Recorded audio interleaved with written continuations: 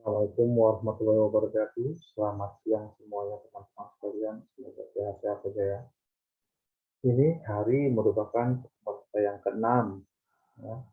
Dalam pertemuan ke-6 ini kita akan membahas mengenai delik pers dan KUHP. Namun sebelum itu, ya, saya ingin sedikit menyampaikan mengenai kebebasan yang dimiliki oleh warga negara. Kenapa? Karena hal-hal terkait dengan delik pers dan KUHP tadi tentu ada kaitannya dengan kebebasan kita sebagai warga negara. Ya. Nah, kebebasan sebagai seorang warga negara ya, adalah kebebasan misalnya untuk kebebasan berekspresi, kebebasan mengeluarkan pendapat, kebebasan berserikat, kebebasan menyampaikan pendapat, sikap, dan sebagainya. Ya. Ini merupakan ciri dari sebuah negara demokrasi. Kalau tidak ada hal-hal tersebut, bisa kita katakan demokrasi kita bubar. Boleh jadi mungkin negara itu tetap menganggap pada sebagai demokrasi.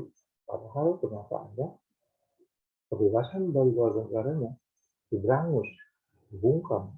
Itu pernah terjadi di masa kita dulu, di masa Orde Baru terutama, di mana kebebasan sangat terbatasi, kebebasan media massa juga sangat terbatasi. Bahkan banyak media-media massa yang dibungkam, dibredel.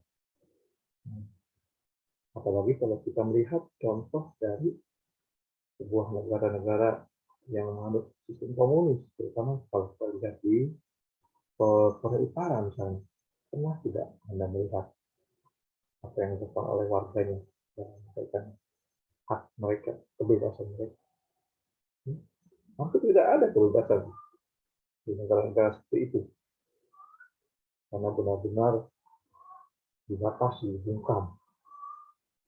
Nah, untuk kita sendiri, di negara kita sendiri, kebebasan negara itu berekspresi pendapat, berserikat, dan sebagainya sudah dijamin dalam Undang-Undang Dasar 1945. Ya, ada pasal-pasal yang menjabarkan hal itu. Di antaranya pasal 28E ayat 2. Secara global, secara universal juga sudah dijamin kebebasan warga itu, ya, kebebasan manusia untuk menyampaikan pendapatnya, misalnya berekspresi, yaitu dalam PBB Deklarasi Universal Hak Asasi Manusia, Universal Declaration of Human Rights. Nah, jadi itu, ya, kebebasan sudah menjadi hak kita yang dijamin, dilindungi oleh negara. Nah, ada istilah untuk negara yang bertanggung jawab melindungi menjamin hak asasi warganya. Itu apa? State responsibility. Negara bertanggung jawab untuk menjamin dan melindungi hak warganya. Nah, lalu kaitannya dengan keberadaan hak lain yaitu hak kebebasan berbicara, berekspresi. Ya, ini menjadi kebebasan yang salah satu kebebasan yang juga harus dilindungi oleh negara, ya, harus dijamin. Kalau tidak, negara akan seperti apa itu? Otoriter, diktator. Kenapa? Karena tidak memperbolehkan warganya mengkritik misalnya, ya, menyampaikan pendapat yang dianggap itu bisa merugikan, mencemarkan nama baik negara.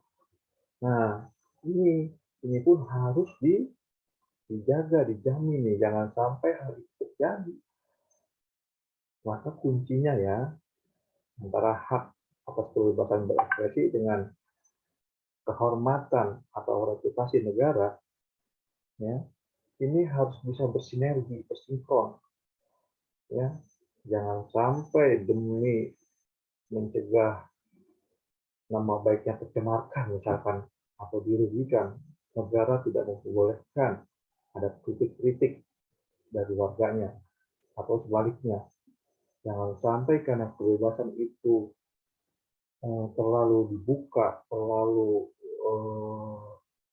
tanpa ada batasan yang jelas, maka semaunya warga negara untuk mengkritik negaranya atau penguasanya. Sebenarnya sih boleh-boleh saja, asal apa? Asal sesuai fakta. Kenapa? Karena banyak juga ya, dengan dalih kebebasan ternyata apa yang menjadi kritik warga terhadap penguasa atau pemerintahan negaranya itu malah jatuhnya fitnah, ya kan? Jatuhnya fitnah, ya itu juga jelas merusak nama baik kalau seperti itu jadinya. Ya. Jadi kita berharap bahwasanya sinkronisasi ya sinergitas korelasi yang baik, hubungan yang baik antara hak atas kebebasan berekspresi dengan hak atas kehormatan dan reputasi terutama di negara itu tetap berjalan dengan baik. Nah, selanjutnya kita akan membahas mengenai pers yang tadi saya katakan ya, tentang delik pers. Nah, delik pers ini jenisnya ada dua, teman-teman. Ada delik biasa dan ada delik aduan. Ya. Delik biasa itu tindak pidana pers yang muncul tanpa adanya pengaduan atau laporan dari pihak yang merasa dirugikan. Ya. Biasanya berkaitan dengan pemberitaan yang dianggap menghina presiden atau wakil presiden. Nah, ini beberapa waktu lalu pernah terjadi kasus-kasus ini, di mana jumlah media massa itu dilaporkan karena dianggap mencemarkan nama baik dari presiden atau wakil presiden. Nah, tanpa si presidennya langsung melaporkan apa yang dialami, itu polisi bisa bertindak untuk setidaknya mengamankan pihak-pihak yang dianggap melakukan pencemaran nama baik terhadap presiden. Ya. Contoh-contohnya bisa kita lihat misalnya, ya. Saudara polisi memeriksa seorang perempuan yang diduga telah menghina Presiden Joko Widodo dan hakim Mahkamah Konstitusi melalui media sosial. Jadi tangkap polisi di Blitar, John. Misalkan Tempo, Portan. Ya.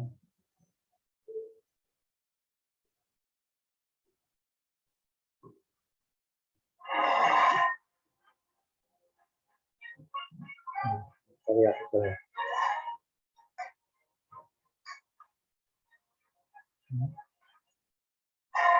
Balik di Sampai Indonesia Malam, saya langsung menuju ke majalah Tempo pernah dilaporkan karena membuat sebuah saya yakin bahwa Anda telah melihat dan juga membaca lengkap dari majalah Tempo bukan ini. Apa yang Anda lihat di sini? Apakah Tempo proporsional atau Tempo propaganda seperti yang disampaikan oleh aktivis Joman Immanuel Ebenezer? Itu ada laporan dari Jokowi itu, polisi bisa bertindak. Apalagi ada laporan dari presiden misalnya atau dari wakil-wakil yang diminta oleh presiden misalnya. Ya. Itu bisa misalnya seperti ini juga nih, kita lihat. Ada satu lagi, nah, kita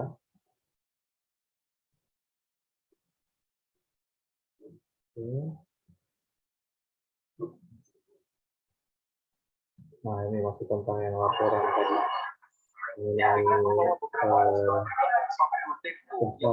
terhadap presiden. Nah ini ada yang tadi saya katakan, ada laporan dari pihak yang mungkin dia tidak mewakili presiden, tapi ada di pihak presiden ya, yang menganggap apa yang dilakukan di Tempo itu sudah mencemarkan nama baik presiden. Kenapa? Karena dianggap menghina simbol negara. Tanpa adanya laporan saja, kalau dalam delik biasa tapi dalam tanda itu kutip kan bisa masih ada terjerat generasi polisi, kan apalagi ini kalau langsung digambarkan ada laporan seperti ini. menyimpulkan Nah, kan ya, begitu. polisi pasti Jadi bertindak. kamu lihatnya bukan Nanti jurnalistik, ini lebih cenderung kayak propaganda. apa namanya, tentu akan ditindaklanjuti. Akan ditindaklanjuti seperti apa? Dewan Pers akan mengupayakan mediasi antara relawan Jokowi. Selain dari biasa, ada juga yang namanya delik aduan.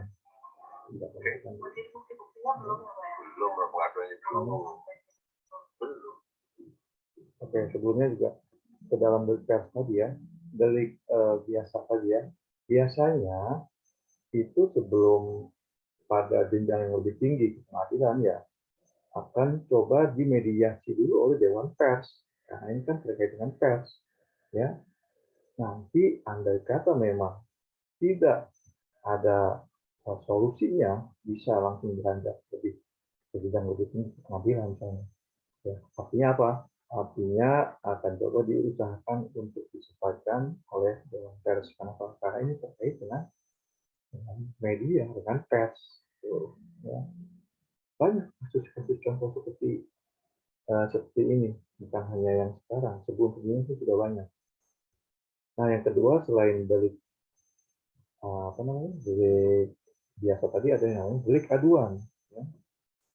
Tindak pidana pers yang diproses berdasarkan laporan. Jadi selama tidak ada pihak yang mengadu, ya, pers, media massa yang dianggap mungkin tadi mencemarkan nama baik atau melakukan penghinaan itu tidak bisa diganggu atau tidak bisa digugat, dituntut. Jadi harus ada aduan dulu.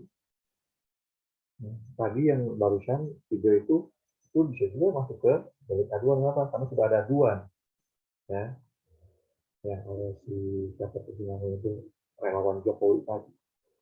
Nah, untuk kasus yang seperti ini ya, misalnya tentang